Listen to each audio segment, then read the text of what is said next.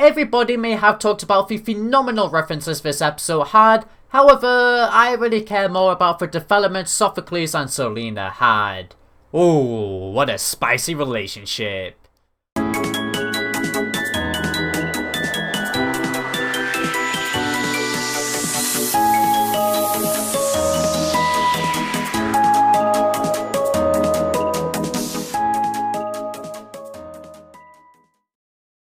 What's going on, guys? I'm Maze, and recently a brand new episode for the Pokemon Sun and Moon anime aired on TV. Episode 93, the hero Liliel and the Alola staff, which it was certainly a pleasurable time watching it. So because of that, I've decided for today's video that I will review this latest episode, hopefully getting yourself to check out the episode too if you haven't already. And with that intro now said, let's jump right into this review. So the episode begins off with the script getting blown into Jessie's face, which is where she then learns that the Pokemon school is putting on a play and decides that she wants to participate in it too. Because, of course, she believes she's a great actress and wants that to be her future career. This episode showing that trait perfectly compared to any other episode in my opinion.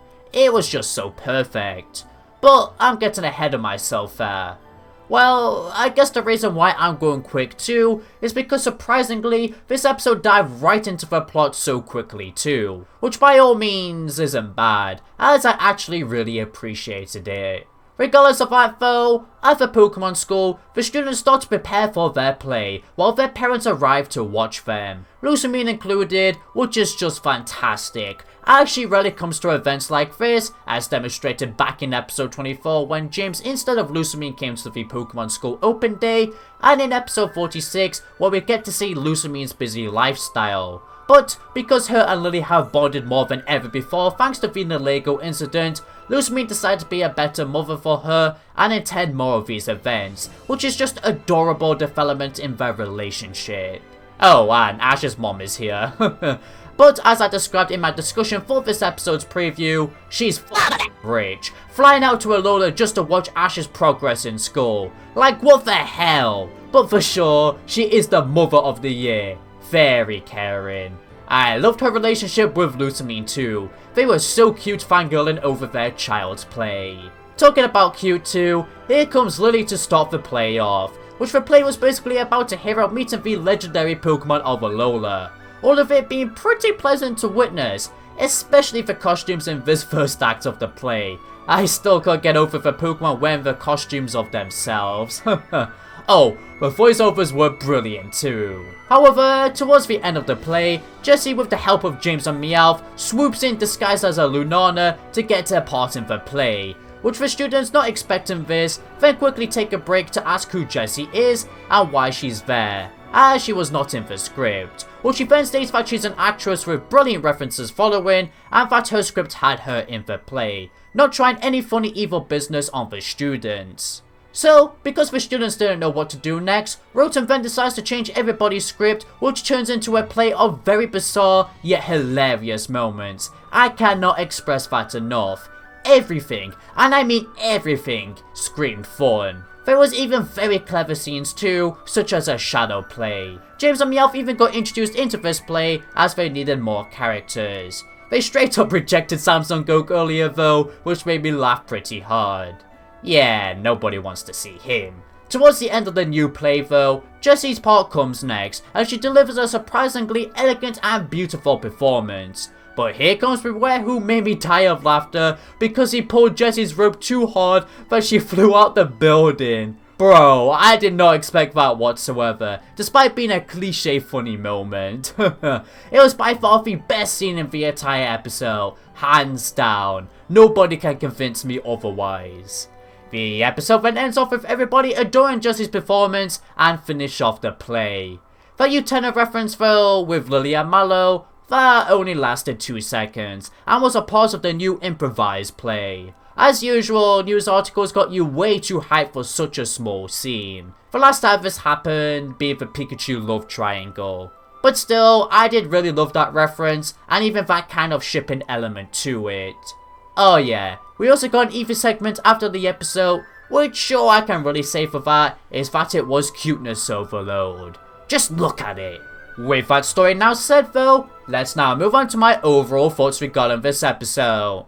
Man, it was such a crazy and fast-paced episode, but that doesn't necessarily mean it's bad, because deep down, I adored this episode so much. Those two words were just the perfect way to describe this episode in a nutshell, and were actually part of the reason of why I loved it so much too. Like, when the episode summary got introduced, I thought it would just be a simple 22-minute episode of us watching Ash and his friends perform a play, with nothing really else crazy happening.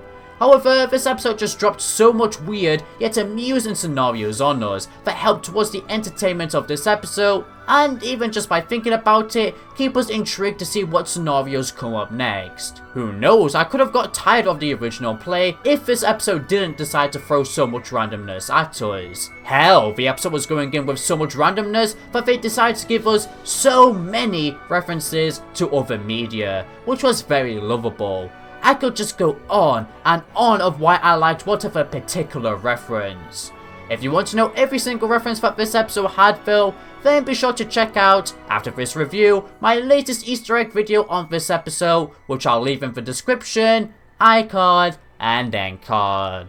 Anyway, as you can clearly see though, this crazy road that the episode went down was just so brilliant to me.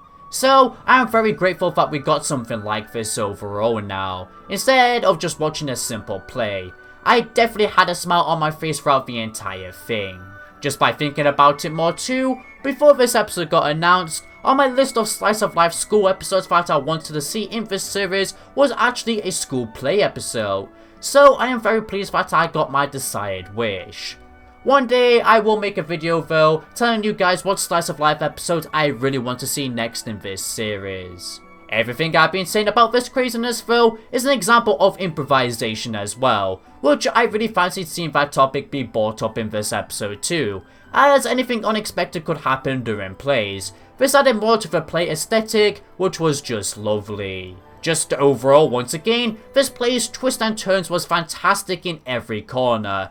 I cannot express that enough more than I already have. Seeing as we pretty much tackled the topic of the actual play scenes though, let's focus a bit on the characters who had the main focus in this episode, which was Jessie and Lillie. Firstly for Jessie, once it was revealed that she would play a role in this episode, it was very obvious that her actress instincts would kick in to try and be a part of the play. But despite that predictability-ness, this was the first time I thoroughly enjoyed seeing her actress trait. Like, deep down, she did perform great scenes, and it made me very happy to see the characters praise her work too, as that's all Jessie has ever wanted, instead of getting insulted for her work. She wasn't exaggerated at all within this episode too, like she would usually do with her actress trait. So that definitely went towards the enjoyment I felt while watching Jessie perform in this play. You also gotta love how James and Meowth, like usual, couldn't stop Jessie once she got in her actress mode as well. Which sure, we've seen that plenty of times. However, it still always makes me chuckle a little bit, and even this time around, they weren't exaggerated too, in my opinion. I am very pleased that she wasn't really evil in this episode too. Like sure, she changed the script to make sure she got her time to shine in the play. However, she was pretty chill with the rest of the script changes that Rota made, as she played alongside it, not wanting to change anything else, which was surprising, yet sweet. I always love seeing Team Rocket being the nice guys instead of the bad guys. As deep down, come on, they are nice guys. They just let their past get to them, which is why they do villainly. I guess just overall though, I had a relaxing and lovely time watching this girl do good at what she wants to do.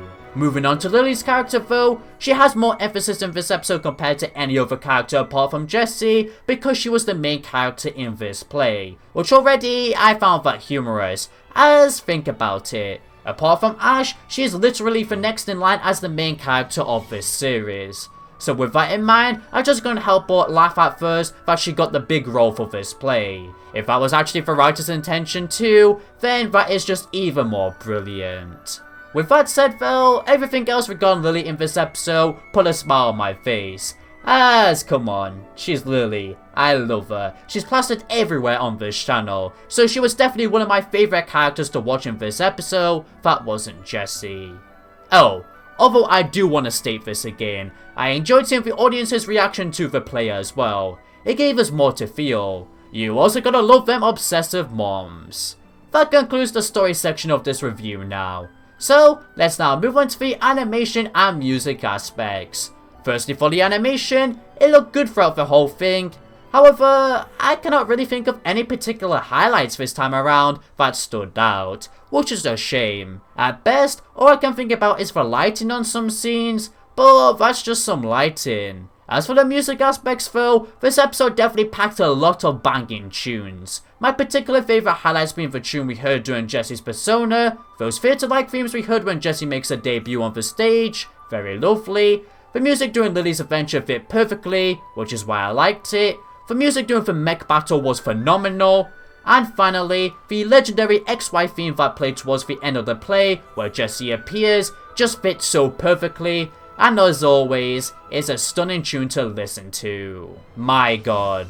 Altogether though, the music had me having eargasms. This kind of making up for no particular animation highlights.